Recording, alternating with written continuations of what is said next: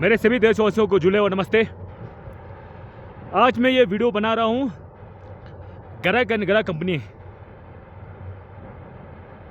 कल इसके काम के बारे में मैंने एक वीडियो बनाया था और ये कैसे काम करते हैं और इसने पीछे कितना क्या काम किया। आज इस कंपनी का मन मर्जी के बारे में बताता हूँ। ये कंपनी अपने आप को एक खुद को समझता है कि मैं इस नाले का दादा हूँ।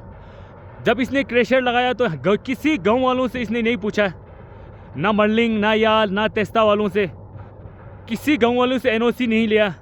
इसने अपना मर्जी से यहाँ पर क्रेशर स्थापित किया, क्रेशर लगाया है। अब हम कल तक था कि कोई डिपार्टमेंट हमसे पूछने आएगा, कोई तो एनओसी लेने आएगा, अब आया नहीं है। तो पूरा गांव वाले की ओर से मैं वीडियो बना रहा हूँ। अब देखिए यहाँ पे इसने किसी के साथ, किसी गाँव वालों से नहीं पूछा, किसी से एनओसी नहीं लिया।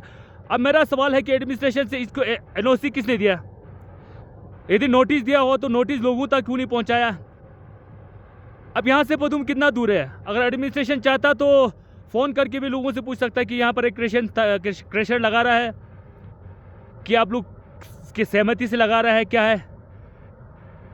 अब जब शुरू में ये वहाँ पे लगा रहा था एक ही जगह पे, जो पहाड़ यहाँ उन्होंने खोद के रखा था जो शुरू में।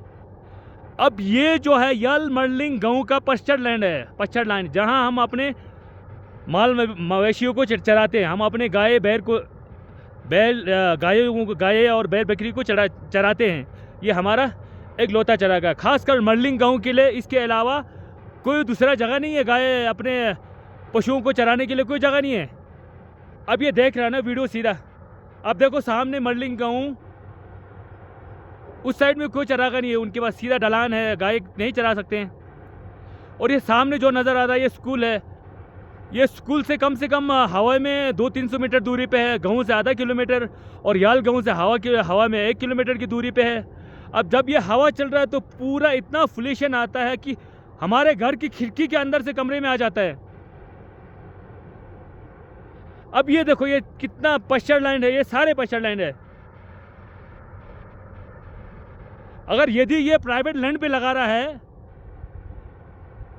गांव वाले से एनओसी नहीं ले रहा है, तो मेरा अगर अपना प्राइवेट किसी के प्राइवेट लैंड में लगा रहा है, गांव वालों को नहीं पूछ रहा है, किसी से एनओसी गांव वालों से नहीं ले रहा है, तो ठीक है वो लगाओ।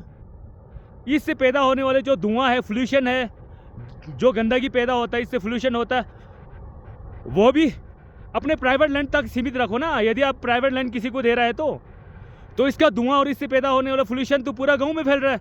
और ये देखो था सामने नीचे, यहाँ पर खेत है, पेड़ पौधे लगाया हुआ है।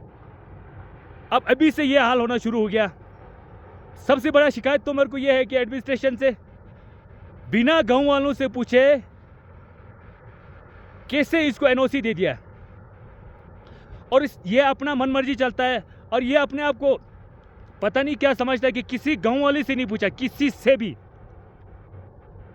अब देखो मैं, अगर यदि प्राइवेट लैंड पे लगा रहा है तो प्राइवेट लैंड तो 50 कनाल जैसा तो होगा। अब यहाँ आपको नजर, यहाँ दूर तक जहाँ से है वहाँ से इनका शुरू है।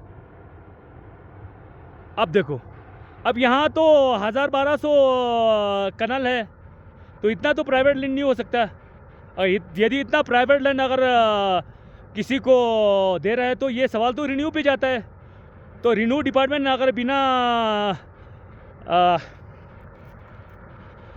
किसी आबाद के कैसे किसी को दे सकता है ये सारी इतना जगह। अब ये देखो सामने नदी है, स्कूल है, और किसी भी गांव वालों से नहीं पूछा।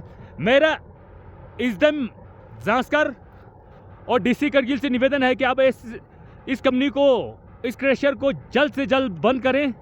जब तक ये क्रेशर बंद नहीं होता हम गांव वाले बैठने वाला नहीं है, क्योंकि इससे हमारा इतना नुकसान हो रहा है। घर की खिड़की के अंदर से कमरे तक धूल मिट्टी आ जाता है। अब इसकी वजह से जब हमारा खेती में नुकसान होगा, हमारा मटर नुकसान होगा, आलू नुकसान होगा, जो बिजाई होगा वो नुकसान होगा, यहाँ पे जो घास होगा वो नुकसान होगा, घास पे मिट्टी जाएगा, और मिट्टी होने से गायें नहीं खाएगा, तो उसका मुआवजा कौन देगा हमें? जो हमारा सालाना 4-5 लाख नुकसान होगा तो वो कौन भरपाई करेगा? क्या ये कंपनी भरपाई करेगा? या एनओसी जिसने दिया है वो भरपाई करेगा। अब इसका मनमानी देखो ना सर, मनमानी देखिए आप, किसी से भी नहीं पूछा, किसी गांव वाले से भी। अगर यदि प्राइवेट लैंड पे लगा रहा है तो इससे पैदा होने वाले जो प्रदूषण है, धूल मिट्टी है, अपना प्राइवेट लैंड तक सीमित रखो ना, इसको बंद करो। फिर हमें कोई ऑब्जेक्शन नहीं है। यदि कोई प्राइवेट लैंड पे लगा रहा है, किसी का निजी ज़मीन पे लगा है, तो इससे पैदा होने वाला जो धूल मिट्टी है वो भी अपने प्राइवेट लैंड तक ही सीमित रखो, तो हमें कोई ऑब्जेक्शन नहीं है इससे। इस गांव के पास कोई अपना पश्चात लैंड नहीं है जब ये कब्जा होने के बाद। अभी तो घायलों बिल्कुल आ नहीं रहा, डर की वजह से, मशीन की आवाज़ के डर की वजह से है भी नहीं ऐसा जगह। ये जगह से लेकर नीचे तक जहाँ जहाँ रोड जाता है उसके पीछे से भी ये लोग कटिंग करके लाते हैं। तो मेरा एसडीएम साहब से निवेदन है कि इस कंपनी के खिलाफ सख्त से सख्त एक्शन लिया जाए। जब तक एक्शन नहीं होगा हम आगे तक जाएंगे, जहाँ तक जाना पड़े, क्योंकि किसी गांव वालों के साथ इसने एनओसी नहीं किया लिया और किसी गांव वाले को नहीं पूछा। पता नहीं एनओसी कहाँ से लाता है, कहाँ से क्या करता है, ये हमें पता नहीं चलता। अगर इतना छोटा सा संस्कार में इतना सब कुछ किसी गांव वाले को पूछे बिना एनओसी मिल जाता तो अब बड़े बड़े शहरों में तो क्या होता होगा। यहाँ से क्या है, 3-4 ही घर है। कई बार तो एकदम सब खुद यहाँ से शिंगुला की ओर पधारे हैं, वो सभी भी पूछ सकते थे। उनका डिपार्टमेंट गया कई बार कि भाई यहाँ पे ऐसा ऐसा लग रहा है कि गाँव वाले से पूछा है, गाँव वाले की रजामंदी से दिया है। और देखो स्कूल देखो सर, और सामने स्कूल है। एजुकेशन डिपार्टमेंट ने कैसे एनओसी दे दिया। यहाँ पे स्कूल से दूरी सिर्फ आप महज कितना होगा, 400 मीटर होगा, 400 भी नहीं होगा, 300 मीटर जैसा है। तो एजुकेशन डिपार्टमेंट ने कैसे एनओसी दिया इनको। मेरा जिन कंपनियों ने एनओसी दिया उन सभी से सवाल है कि आप ग्राउंड जीरो पे आके क्यों नहीं चेक किया, क्यों गांव वालों से नहीं पूछा। तो मेरा फिर एक रिक्वेस्ट है कि एसडीएम जांसकर, डीसी करगिल और एलजी लद्दाख से निवेदन है कि आप ऐसे कंपनियों को मनमानी करने से रोके और यहाँ के लोगों के बारे में सोचे जो यहाँ पे ये निवासी है, लोकल निवासी।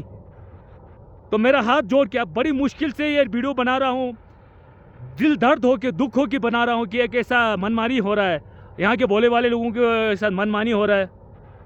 तो निवेदन करता हूँ कि अब सभी व्यूवर्स से निवेदन है कि इस वीडियो को ज़्यादा से ज़्यादा शेयर करें ताकि ये अपने बड़े से बड़े ओहदेदार तक पहुँचे, एलजी लद्दाख तक पहुँचे। सभी को जय हिंद, जूले नमस्ते।